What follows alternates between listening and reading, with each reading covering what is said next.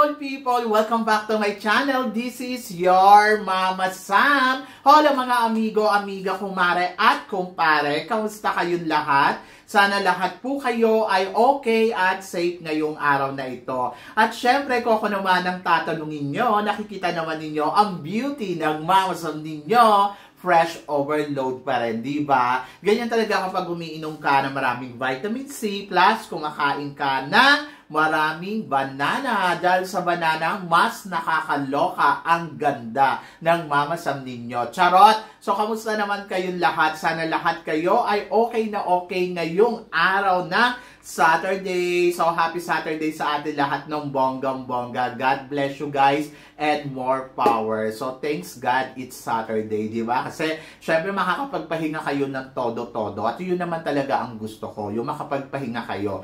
And then, of course, habang nagpapahinga kayo, tumutok lang kayo dito sa Mama Sam Vlog araw-araw. Charot! So, maraming salamat sa suporta at love. Kaya naman, sa mga sumusuporta dyan, lagi-lagi, maraming salamat sa inyong lahat. At saka sa mga bago nating subscribers, hello beautiful people!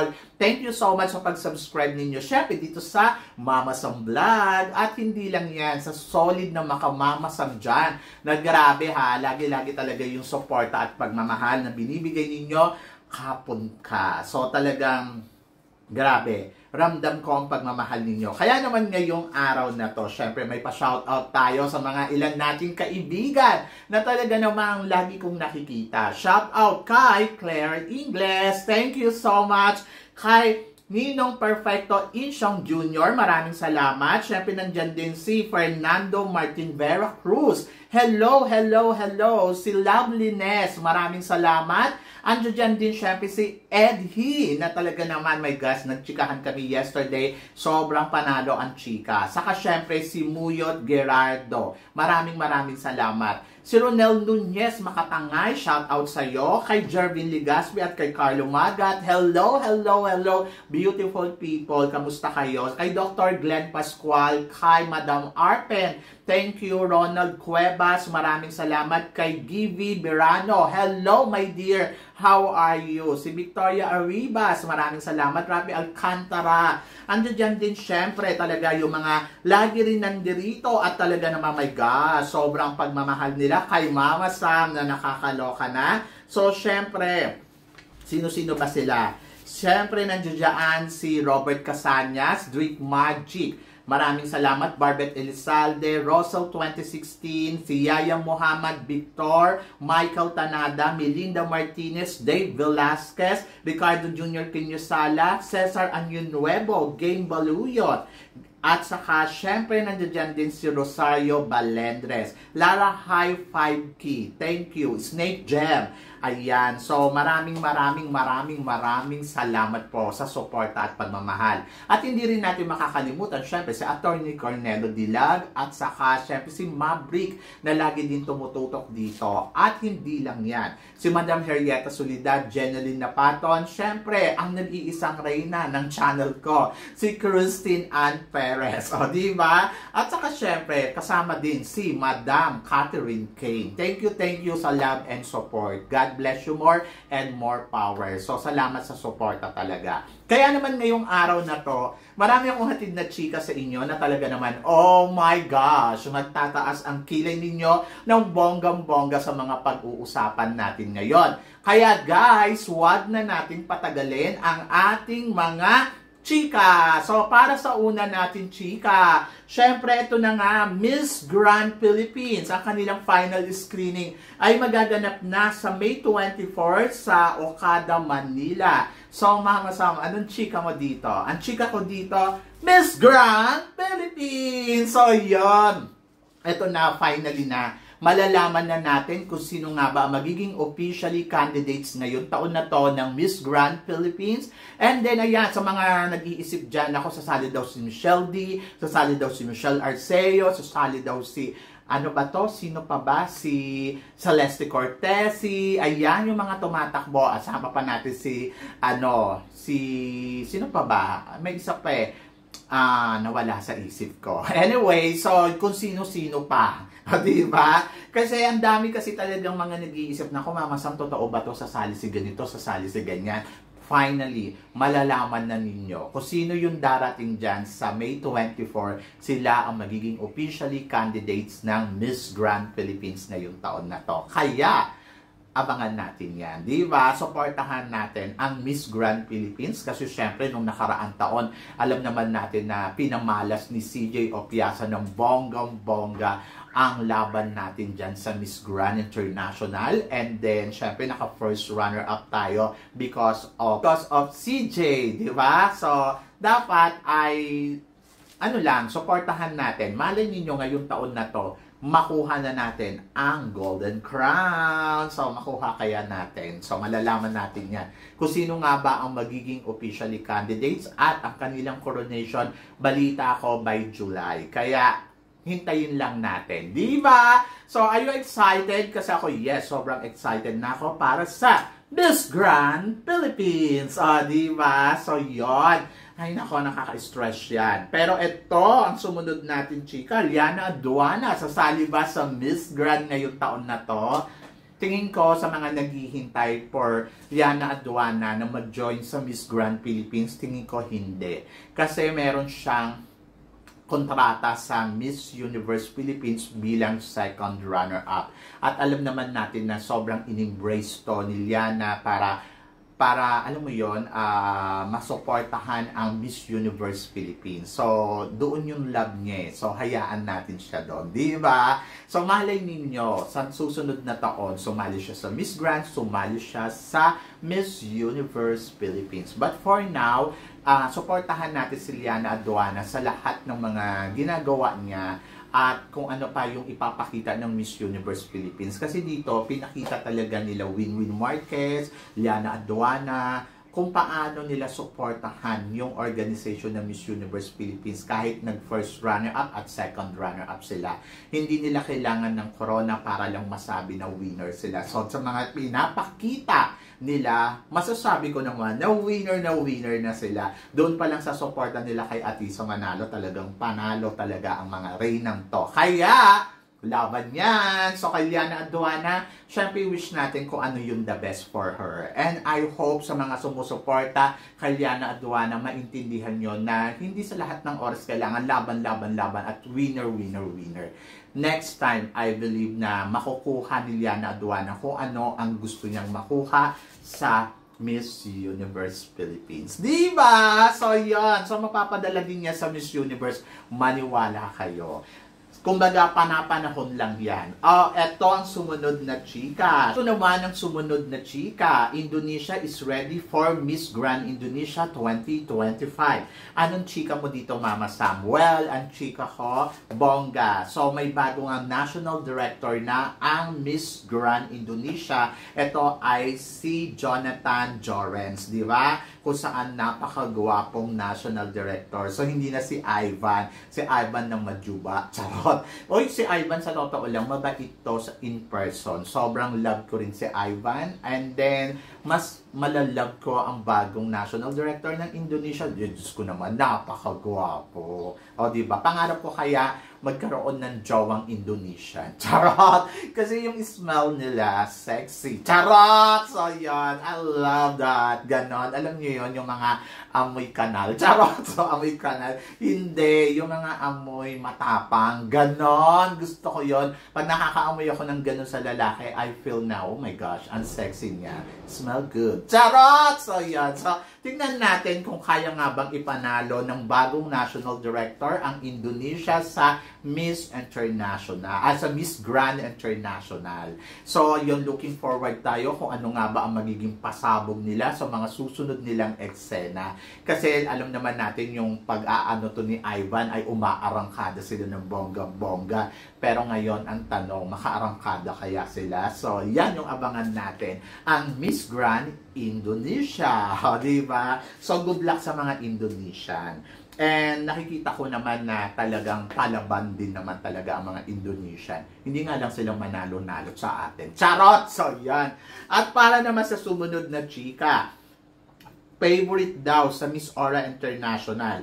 Ito nga ay sina Miss Philippines, Indonesia, Venezuela, Thailand, and Poland. So tingin mo Mama Sam, kaya kayang masungkit ni Miss Philippines ang corona ng Miss Aura International this year?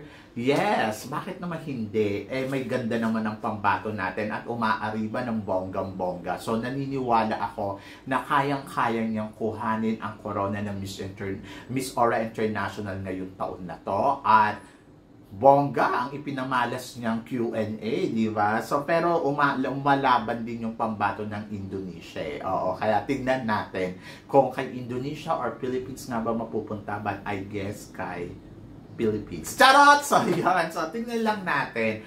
Kasi iba din talaga yung laban ni Philippines. But sabi ko nga, malalakas din yung mga nabanggit nating country, di ba? Kaya, malalaman natin yan. And good luck sa pambato natin at tignan natin kung makakaariba nga ba ng bonggang-bongga. Kasi talagang sabi ko naman ay palaban, may ibinubuga. At speaking of binubuga, so Mama Sam, tingin mo, Chelsea Fernandez, may ibubuga kaya sa laban sa Miss Cosmo? Well, kung hindi dadayain, may ibubuga. Charot. So, I think, yes, may ibubuga si Chelsea Fernandez kasi alam natin na talaga namang palaban ang Chelsea Fernandez. Diyos ko naman, nakita naman ninyo kung paano rumampa, paano mag-execute, at paano umora.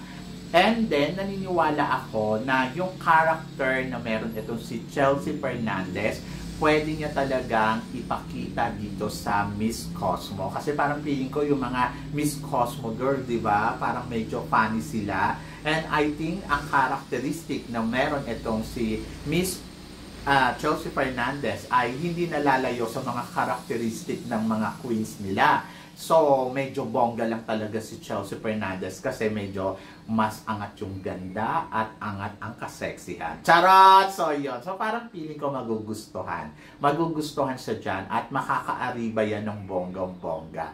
And looking forward ako kasi mukhang malayo mararating natin dyan. Kung nakaraan taon, naka-top 10 tayo, malay nyo naman this year, pumasok tayo sa top 5. So, tiwala ang ibigay natin kay Chelsea Fernandez. And then, I think, hindi naman tayo dapat magalit sa Miss Cosmo kasi may pambato tayo na kailangan natin suportahan.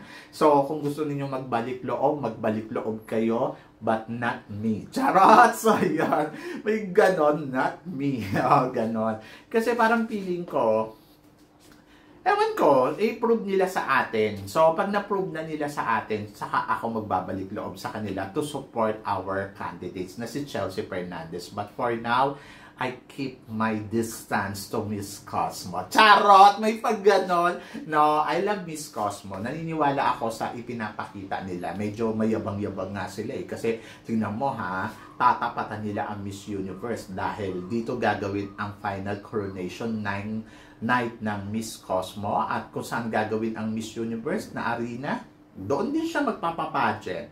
So, bongga lang, di ba? So, yun. So, tingnan natin kung bongga nga ba ang magiging eksena nila. But for now, naniniwala ako na lalaban ang ating pambato na dito gagawin sa Bangkok, Thailand. So, yan. So, good luck kay Chelsea Fernandez. I hope na hindi siya malaro dyan ng bonggang-bongga. Kasi naniniwala ako na, alam mo yon, magaling siya. Ganon! And then, speaking of magaling, Mama Sam, tingin mo saan patutungo ang laban ni Miss Thailand dito sa Miss World? So, tingin mo siya nga kaya ang tatanghaling bagong Miss World? Hindi ko alam. Sa ngayon, hindi ko alam kasi unpredictable ang Miss World. And then, I think si Oppo naman ay binibigay naman niya yung best niya at nakikita natin yung mga drama niya. Talagang parang ang virgin ng dating niya, di ba? So, hindi ko alam kung ano ang magiging eksena niya at kung saan nga ba makakarating. Pero kung tatanungin mo ko kung tinik ba si Oppo para kay Miss Philippines, oo, isa siyang malaking tinik. At sana matanggal ang tinik na yan. Charot. So, yan. So, naniniwala ako malayo din ang mararating ni Oppo dahil sa profile, magaling yung kanyang ipinapakitang laro. So, tingnan natin. So, malalaman natin kung si Oppo nga ba ang tatanghaling bagong Miss World. Pero, syempre, Tingin mo, Mama Sam, lalaban ba ang Pilipinas na si Krishna Gravides? Yes, nakita niyo yung outfit ni Krishna kagabi. Ang ganda, my gosh. Gusto ko yung black and then yung yung kulay parang yellow and black na palda niya na ang haba. Oh my gosh. Dito masasabi ko talaga na si Krishna prepared talaga sa mga eksena. In fairness, no? Pag tinignan mo si Krishna, talagang palaban no? May ibinubuge. And then, ayun. So, nakikita natin na silang dalawa ni India na medyo close na sila. At nakikita natin na medyo malakas at tama ang ginagawa ni Krishna na dumidikit siya dyan kay India kasi ang host country ay India. So, dito, pinapakita ni Krishna kung paano niya kakaibiganin. 'Di ba? Yung pinakamalakas na kalaban. So, nakaibigan niya na si Oppo, nagsama na sila ni Oppo. So, parang feeling ko hindi niya na kailangan dumikit kay Oppo ng bonggang-bongga. So, tama yung strategy game ni Krishna na dumikit naman dito kay India kasi si India kasi ang host country and of course, 'di ba? Dapat ipakita na yung Philippines na I'm nice to your country para lalo siyang magustuhan. And then I think sa laro niya medyo nararamdaman ko na talagang nasa on game na ang Krishna Gravides. Kaya magtiwala lang tayo kasi maganda yung strategy game ni Krishna Yung alam mo yung kiniibigan niya yung malalakas, tapos dumikit siya kay Oppo, tinignan niya, nakita naman natin, angat ang beauty ni Krishna. Kung ididikit mo kay Oppo, nawawala yung ganda ni Oppo pag nandiyan si Krishna. Di ba? Aminin ninyo yan. And then, plus nandoon na pag si Krishna ay dinikitan niya na rin si South Africa. Si South Africa na medyo dumiit nung dumikit kay kasi medyo charot. So yun, hindi, medyo malaman, ganon. So, parang feeling ko, yung ganda ni South Africa, maganda. Pero hindi natin pwede underestimate talaga si South Africa kasi palaban yan. Nakakatakot yan. Oo, takot-takot dyan. Parang feeling ko, nangangain ng buhay yan pag kumuda. And then, dito naman kay Chris na tama naman na dito naman siya kay Miss India. So, parang feeling ko, is on the game talaga. At marunong ang Krishna. Kaya tiwala lang tayo. Dapat laban ng Philippines. Huwag natin masyadong pagdudahan yung laban ni Krishna, kundi magtiwala at magdasal para sa kanya. So, medyo ginagalingan naman ng ating pambato. Nakita ninyo, ang galing-galing niya doon sa interview. So, level up talaga ang Q&A niya. O, di ba? So, ibig sabihin, pinaghandaan niya to ng bonggang-bongga. At maging proud ka kung Pilipino ka kay Krishna Gravides. Kasi no matter what happened, manalo matalo, alam mong lumalaban ang manok mo. So, strategy game, check. So, yan. So, guys, maraming salamat sa inyo lahat. Kayo, guys, ano guys ang masasabi ninyo dito sa mga pinag-uusapan natin ngayon? I-comment below mo lang yan para at least malaman ko naman kung ano naman ang chika mo. So, yan. So, guys, maraming salamat po sa suporta at pagmamahal na binibigay ninyo syempre dito sa channel ko. At sa mga hindi pa po nakaka-subscribe dyan, baka naman, please don't forget to click like and subscribe my channel at i-click nyo na rin po ang notification bell para more updated kayo. Syempre, sa aking mga chika, sabi ng ganon, always keep smiling and laban lang. So guys, hanggang dito na lang. Hanggang sa muli nating chikahan. See you tomorrow. Thank you guys!